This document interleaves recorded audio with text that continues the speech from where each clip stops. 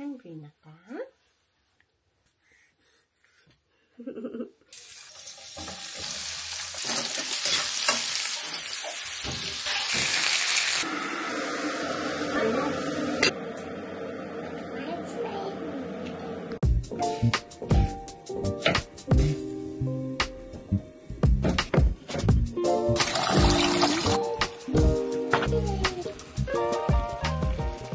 Good morning. This is how it looks like in the morning. Everything is messy. Hindi na yung kanilang mga water bottle. Ito ka JJ, ka Jenny.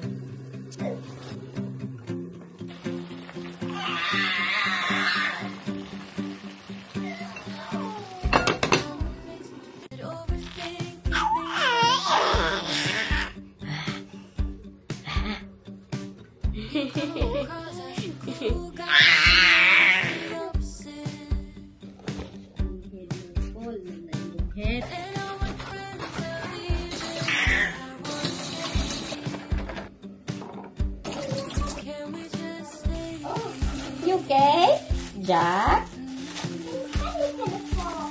Yeah, he needs to be careful. Maybe just one more drink. I can't help but They will eat some mango while waiting sa ating niluluto na adobo. Yan, buto na lang yung sa atin.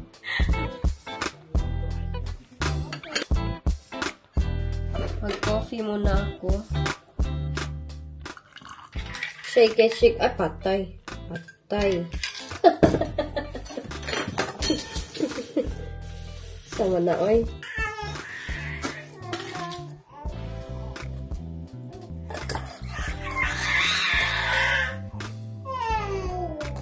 Good morning, my neighbor! Morning na! Maulan pa din dito. A coffee a day makes your everyday happy. Oh, sorry na. Hey, hello! Hello! Close open. Close open ba? Close open. Goy, dili ka, madula. Magbihis muna kami ng napi ni Jack. Normal lang ba? 4 months na si Jack, hindi pa siya nakakaikot. Hindi pa siya gumaganon, oh. Sige na, brush your teeth, please. Yeah, yes.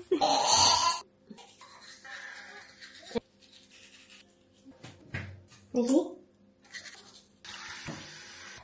Uniform here.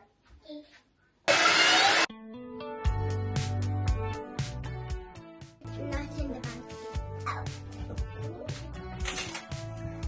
Come on, sister, come on. And the blue. This is my friend. I get tired. I get tired. This is my friend. He's laughing. This is my friend. My friend. It's a friend. Friend.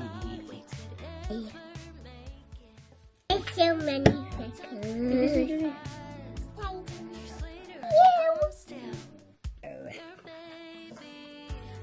Hi. Hi. Hi.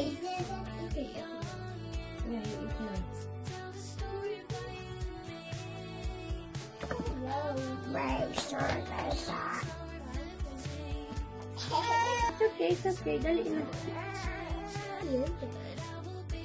Jacket muna kami ni Jack. Jacket muna kami ni Jack. Agoy. Jacket. Jacket ka?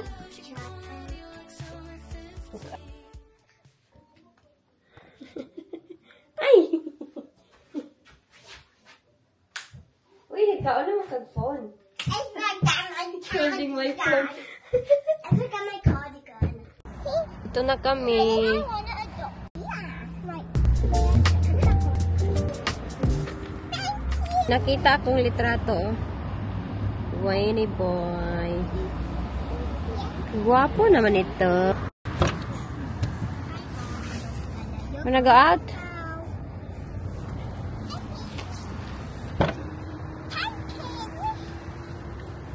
Malali ang bibi ni Mommy.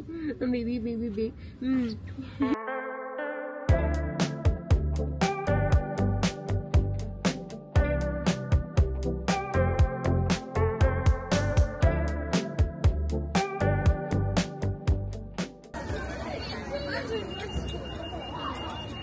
What happened? We're playing. You ready, Jenny?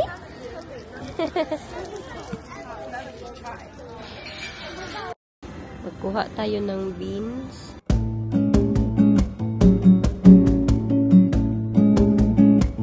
Tulog na tulog si Jack.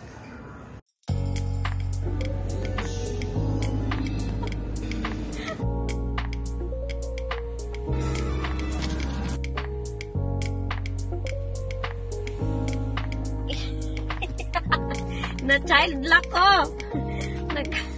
Tingnan niyo, hindi ako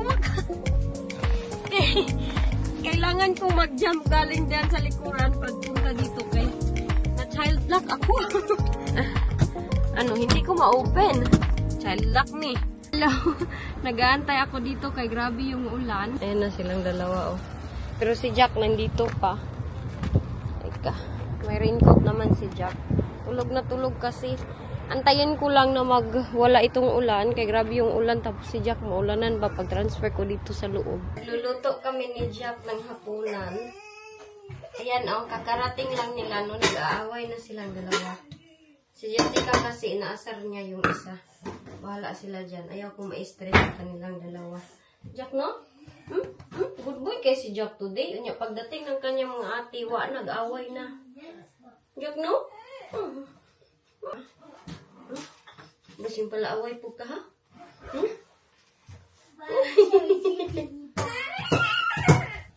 Nag-aaway sila. Tinitrain ko sila na pagkatapos nilang sa school, ilagay yung kanilang mga, ayan ang mga tubig, mga kung ano-ano dyan. Di pa ako tapos maglinis dito sa kusina. So, linisin ko ito mamaya. Nakapaglinis ako today dahil si Jack is good boy siya today. Good boy ang Jack natin today. Kaya nakapaglinis-linis ako dito sa bahay. Most of the time kasi napapakarga lang siya. Luto sa rice. Rice. Luto mini Jack of rice.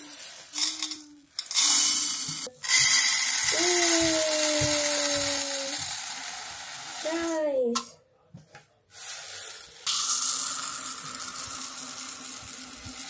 Rice.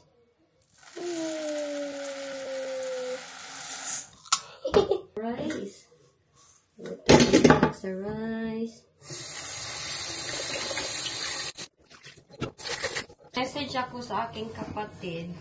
So sad for her kasi balik long distance relationship na naman sila. Bukas is uuwi na yung lalaki sa USA. Taga USA kasi yun siya. Diba, nasabi ko sa inyo na umuwi siya ng Pilipinas para ma-meet yung aking kapatid. Nasad ako para sa kanya kaya makarelate magod ako pag long distance relationship. Hindi talaga siya easy. Maglayo na naman silang dalawa. JJ, change na dito lang ka. Nangumusta ako sa kanya. Sabi ko, kamusta ka? Hindi siya naka-reply. Siguro nag-spend time sila kay last night kasi nila tonight. Tapos bukas, uuwi na si Cliff sa USA. Ganyan din yung na-feel ko. Pag long distance relationship kasi, pag meet ninyo, very exciting. Tapos, pagkatapos ninyong mag-meet, mga gaya ni Wayne, 3 weeks siya sa Thailand dati, first met namin. Tapos, pagkatapos ng excitement, yun na naman, magkalayo na naman kayo. Long distance relationship is not easy. Hindi talaga siya easy, pero kung mahal nyo bitaw yung isa't isa, mag-work out talaga siya, ang long distance relationship. Kaya sabi nila, hindi daw mag-work out. Long distance relationship, once kayong dalawa talaga mag-make effort, mag-work talaga yung long distance relationship. Kami ni Wayne 4 years. Pabalik-balik siya doon sa Thailand. First, second, third, fourth. Fourth ata yung last. Tapos sa third time, jukir pag yun kay naghiwalay pag yun kami noon. Kay, ito kasi siya, nawawala siya ba sa kanang chat bitaw. Nawawala siya ng ilang weeks, ng ilang... Tapos nag-wonder na ako, saan na kaya itong tao na tunoon niya ako? Ang dami ko ng messages na hiwalay na tayo, ganito, ganyan. Kay, wala nang reply. Kain tayo ng spaghetti. So ako, naghiwalay, ganun ako. Pagbalik, bitaw niya, no? Nang after ilang weeks na wala. Hi, hello, kamusta ka na? Sabi ko, may jowa na ako, saan niya baka galing? Ayun na dayon, yung pag-book niya na third time, doon ako nabuntis kay Jessica. Ayaw ko sana pang mabuntis na sana kay parang first, second, third. No, first, second, third, fourth ata na-attempt man siguro if I'm not mistaken. Pagka fourth time or panglima nga. Iwan ko kung ilang beses na siyang pabalik-balik doon. Basta nung naka-decide na ako na hindi ako mag-anak. Doon ako nabuntis kay Jessica. Bungga kayo. So siguro, kami yun siguro ang destiny for each other. Nag-share lang ako ng distance relationship. Hindi talaga siya easy. Ay, sad ako para sa aking sister kay balik ng distance na naman sila. It's okay kay babalik naman yung lalaki next time. Thank you for watching. Take care kayong lahat ng aking tawid. Hoy!